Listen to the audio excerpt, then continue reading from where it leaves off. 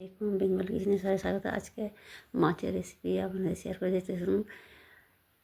প্রথমে মাছ ধুয়ে পরিষ্কার করে নিচ্ছি। নুন, হলুদ, লঙ্কার গুঁড়ো, ধনে জিরের গুঁড়ো, আদা, পেঁয়াজ কুচি, আদা রসুনের পেস্ট দিয়ে সমস্ত আদা রসুন পেস্ট, পেঁয়াজ কুচি দিলাম, দিয়ে পরিমাণ মতন টমেটো কুচি দিলাম, কাঁচা লঙ্কা কুচি দেবো, কাঁচা লঙ্কা কুচি দিলাম, আদা রসুনের পেস্ট দিলাম,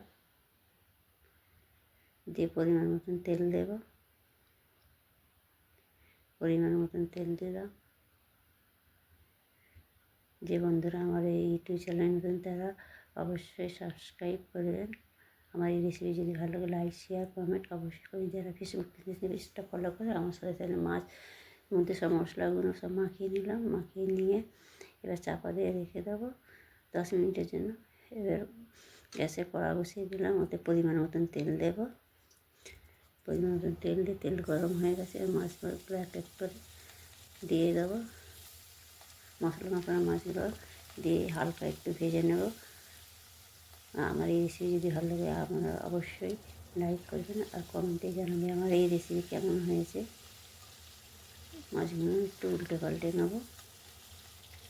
সমস্ত মাছ উল্টে পাল্টে নিয়ে যে মশলাগুলো মাখানো ছিল মশলাগুলোর মধ্যে দিয়ে দেবো, দিয়ে একটু নাড়াচাড়া করে নেব। মাছের মধ্যে দিয়ে নাড়াচাড়া করে নিতে হবে। এইভাবে রান্না করবেন, দেখবেন খুব সুন্দর হবে।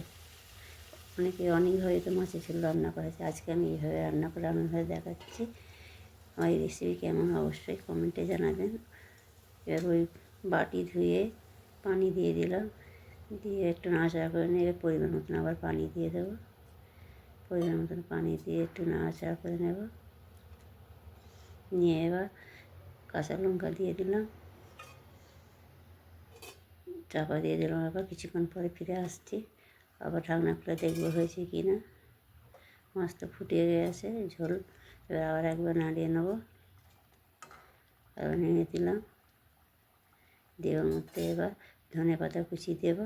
ধনে পাতা কুচি দিয়ে দিলাম, দিয়ে এবার ধনে পাতা কুচি দিয়ে আবার নাড়াচাড়া করে নিতে হবে। একটু নেড়ে নিলাম। এরকম বন্ধুরা আবার চাপা দিয়ে দেবো।